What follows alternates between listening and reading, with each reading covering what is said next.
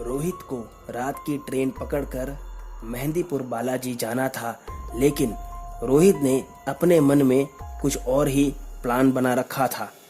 जयपुर से वो कहीं और ही जाने वाला था, लेकिन उसे क्या पता था कि भगवान का रास्ता छोड़कर वो कितनी बड़ी गलती कर रहा था। रात को सूरत से जयपुर जाने की ट्रेन में रोहित बैठा। अपने सेकंड एसी कंपार्टमेंट में आराम से बैठकर गाने सुनता हुआ रोहित कब से इधर उधर देखे जा रहा था। उसके सामने वाली बर्थ पर एक लड़की बैठी हुई थी और कोई किताब पढ़ रही थी। उसकी भी नज़र अचानक रोहित पर गई।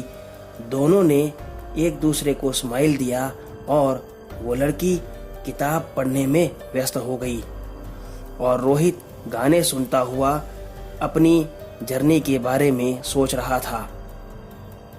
कुछ देर बाद उस लड़की ने रोहित से पूछा कि आप कहाँ तक जाओगे। तब रोहित ने कहा कि जी जयपुर तक जाने वाला हूँ। और आप?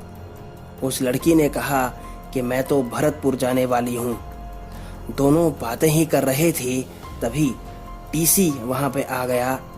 रोहित ने अपनी टिकट दिखाई और बाकी लोगों ने भी टिकट चेक कराई। टीसी वहाँ से चला गया। ये देख के रोहित ने पूछा कि क्या टीसी तुम्हारा मामा है?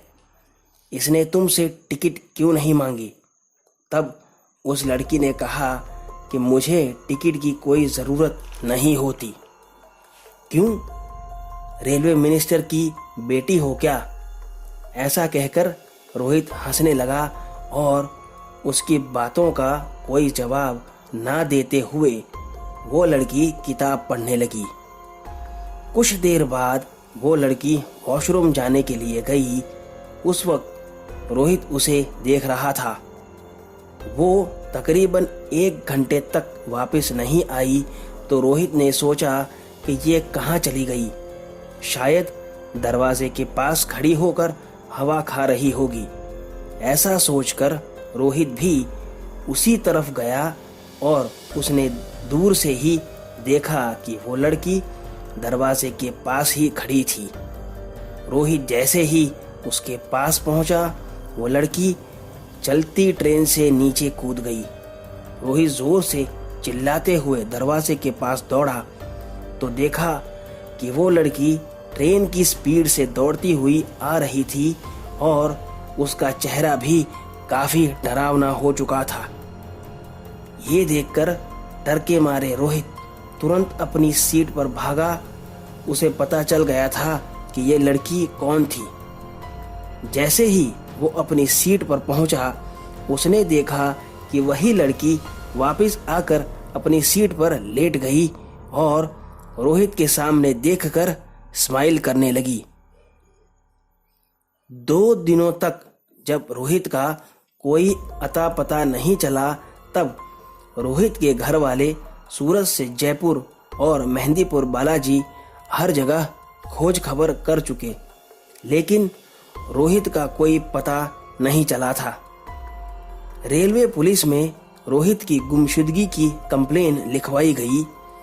3 दिनों बाद रोहित के मामा को पुलिस का फोन आया भरतपुर से और पुलिस ने कहा कि जिस शख्स की आपने गुमशुदगी की रिपोर्ट लिखवाई थी वो भरतपुर में एक हॉस्पिटल में है।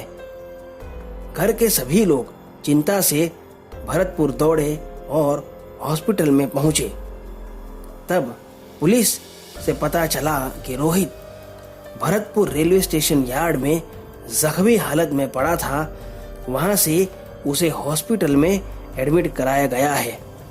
रोहित को कोई होश नहीं था और वो होश हवास में रहते हुए भी कभी कभी अंट-संट बकने लगता। इस घटना के 2 साल बाद रोहित की मानसिक स्थिति ठीक हुई है और वो अपने साथ घटी घटना के बारे में किसी से अब दोबारा बात नहीं करना चाहता। तो दोस्तों, आज की कहानी में बस इतना ही। दोस्तों, अगर आपको कहानी पसंद आई हो तो चैनल को सब्सक्राइब और वीडियो को लाइक कर दें। और अगर आपके पास भी ऐसी कोई कहानी है तो मेरे ईमेल या फेसबुक पेज पर भेज सकते हैं। दोनों का लिंक मैंने डिस्क्रिप्शन बॉक्स में दिया है। तो मिलते हैं अगली वीडियो में। तब तक stay home, stay safe. Thank you.